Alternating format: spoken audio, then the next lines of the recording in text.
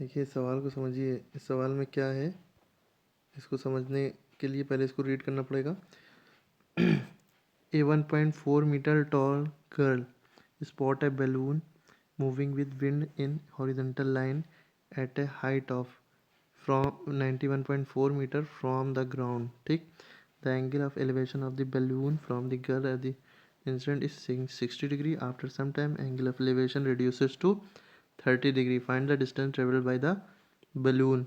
यानी कि बैलून कितनी दूर तक चला गया। अब जैसे कोई गर्ल खड़ी है, यहाँ पे डायग्राम दिख रहा है ना, हम अलग बताते हैं। कोई गर्ल है, अब इसकी गर्ल की भी तो हाइट होगी। तो ये गर्ल मान ली इतनी बड़ी है, इसकी हाइट 1.4 मीटर है। ठीक है, इतनी बड़ी गर्ल है। अब ये जब यहाँ पे खड़ी थी, यहाँ से देख रही थी कि कोई बैलून यहाँ पे उड़ रहा था यूँ करके। ठीक है, तो जब इसने यूँ देखा तो इसकी आंखों से, और ये जो एंगल बना ये 60 डिग्री का बना। ठीक, अब बैलून यूँ भी भागता है और यूँ भी भागता है ना, मतलब ऐसे उड़ता है टेढ़ा स्लैंटिंग वे में। ठीक है, तो ये कुछ देर बाद ये बैलून जो है यहाँ पे आ गया। अब एंगल कम हो गया, यानी कि हॉरिजॉन्टल से देखिए जितना एंगल कम होगा, जो उतना दूर होगा, मतलब जितना स्लैंटिंग होगा उतना ज़्यादा एंगल कम हो जाएगा। फिर ये 30 डिग्री हो गया थोड़ी देर बाद। ठीक है, अब ये 30 डिग्री जब हो गया तो अब मतलब कि कहा गया है कि ये यहाँ से ये बैलून, ये मतलब यहाँ ये चीज़ निकालनी है, यहाँ से लेकर यहाँ तक ये बैलून कितनी दूर है। ठीक है, जब क्वेश्चन पूरा पढ़ेंगे तो ज़्यादा बात समझ में आएगी।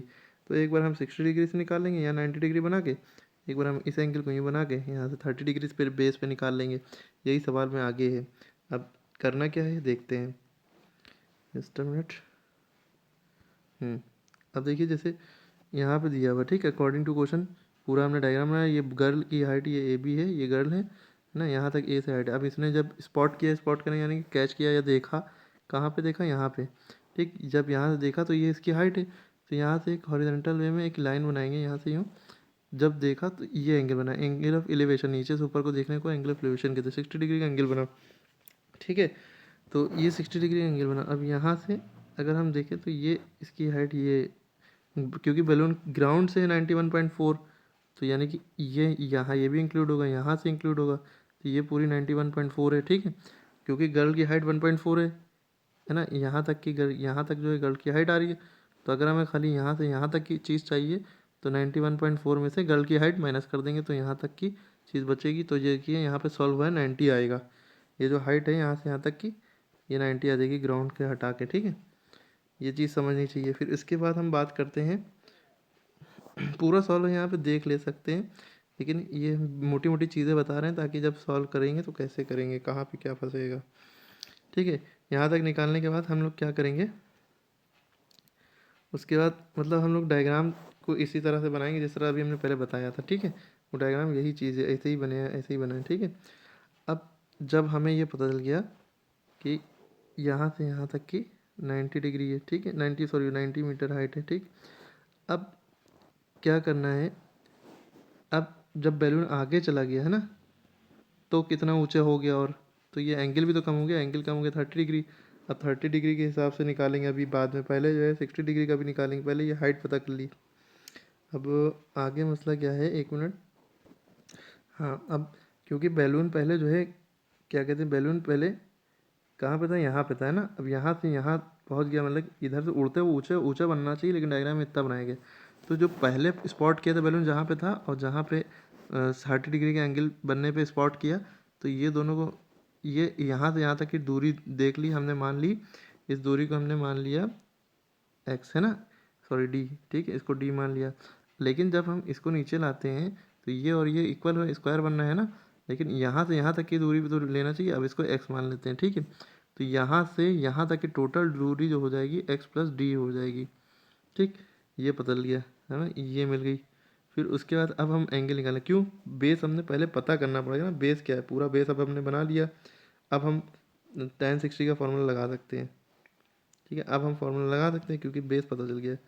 ठीक है, tan 60 का फॉर्मूला लगाया, क्योंकि ये tan 60 है, तो tan 60 का फॉर्मूला होता है परपेंडिकुलर अपॉन बेस। परपेंडिकुलर ये हो गया, बेस ये हो गया।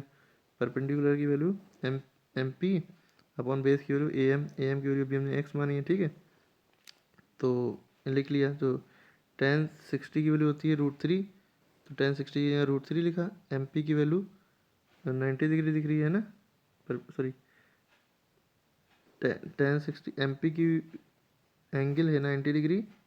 सॉरी, ये एंगल की बात नहीं है, जो MP जो है अभी हमने निकाला था ना 91 में से ये माइनस करके जो परपेंडिकुलर इतना हाइट निकल आई थी ऊपर वाली, तो ये MP था एक्चुअल में। ठीक है, तो आई थिंक समझ में आया हो, कंफ्यूज तो नहीं हो रहे हैं।